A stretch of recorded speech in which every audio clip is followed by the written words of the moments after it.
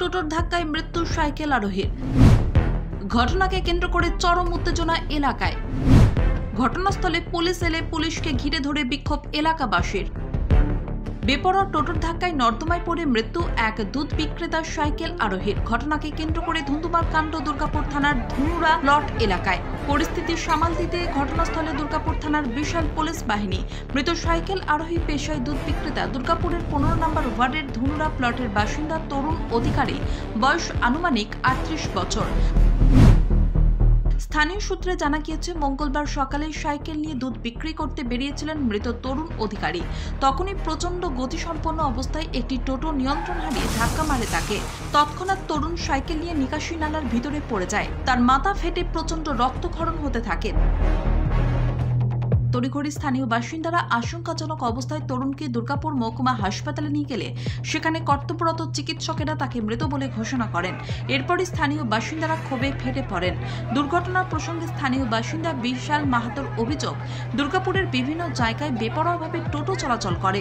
বেশিরভাগ টোটোর কোনো বৈধতা নেই। এখানে প্রশাসনের উচিত একজন মালিকের একটাই টোটো থাকার নিয়ম করা। আমাদের যে দাদাটা মারা গেল তার দাম কে দিবে? রাস্তায় এত এত বাইক ধরছে পুলিশ, এত 4 চাকা ধরছে, বাট টোটোওয়ালা কেন টোটোকে চেক করছে না? টোটো চেক করুক, একজনের একটাই টোটো হোক, একটা মালিকের 10টা টোটো, এটা হওয়া উচিত নয়। একটা মালিকের একটা টোটো হওয়া উচিত, ঠিক আছে? এবং রাস্তা ভালোভাবে 400-800 টোটোর জায়গায় 400 টোটো চলুক। আইডেন্টি কার্ড যেমন বর্ধমানে আমি দেখে এসেছিলাম কদিন আগে, টোটোর আইডেন্টি কার্ড আছে, টোটোর নম্বর যেরকমভাবে করে দিক, তাহলে আমাদের এখানে এত জাম হবে না, এত অ্যাক্সিডেন্ট হবে না। দুর্ঘটনার পর ঘটনাস্থলে মদ্যপ টোটো চালক মৃত্যুঞ্জয় হালদারকে আটক করে রাখা হয়েছিল, বাজেয়াপ্ত করা হয়েছিল টোটো। বিক্ষুব্ধ জনতার ভিড় বাড়তে থাকার সুযোগ বুঝে ঘাতক টোটো চালক পালিয়ে যায়। ঘটনাস্থলে পুলিশ এলে পুলিশকে ঘিরে ধরে স্থানীয় বাসিন্দারা চরম বিক্ষোভ দেখাতে থাকে। পুলিশের সঙ্গে স্থানীয়দের বচসা চরম পর্যায়ে পৌঁছয়। তাদের দাবি, টোটো মালিকের উপযুক্ত শাস্তির পাশাপাশি মৃতের পরিবারকে ক্ষতিপূরণ দিতে হবে।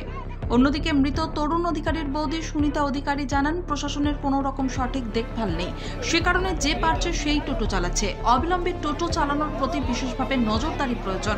সুনিতা দেবী আক্ষেপের সুরে বলেন, আজ তার দেওর মারা গেছে। আগামী দিন এই ধরনের দুর্ঘটনা যাতে না ঘটে সেদিকে প্রশাসনের বিশেষ নজর দেওয়া দরকার। একটা টোটো মালিক কেন 4-5টা টোটো কিনে পড়ে সবাইকে এরকম দিয়ে দেবে? কোনো চেকিং করবে না পাড়াতে? হ্যাঁ, ভাড়াতে দিচ্ছে। ভাড়াতে কেন চালাবে? একটা বাচ্চা ছেলেকেও দিয়ে দিচ্ছে চালাতে, কোনো গাইডনেস নেই, ড্রিঙ্ক করে চালাবে, কেন করবে এরকম?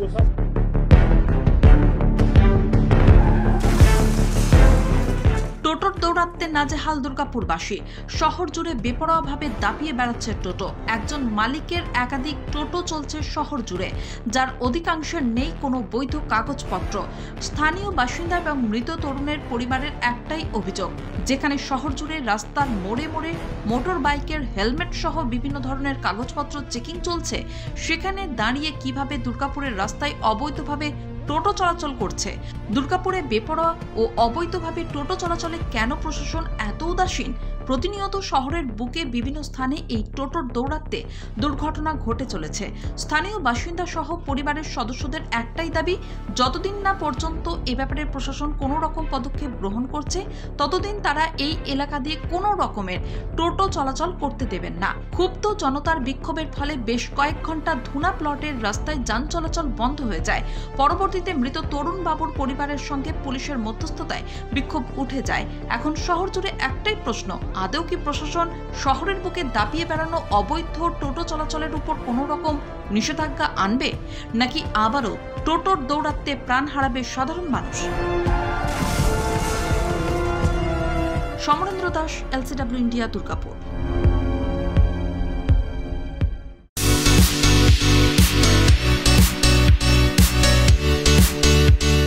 সমীর ডিজিটাল ও অনুরাগ ইনফোমার্ট শহর দুর্গাপুরে একমাত্র ইলেকট্রনিক্স আইটেমসের নির্ভরযোগ্য প্রতিষ্ঠান, যার সততা ও বিশ্বস্ততা আপনাকে মুগ্ধ করবে।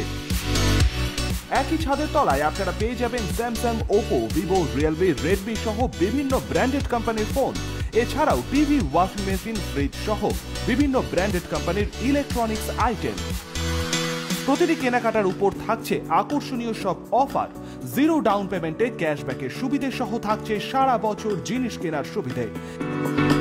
এছাড়াও ডেবিট কার্ড ও ক্রেডিট কার্ডে EMI এর সুবিধা।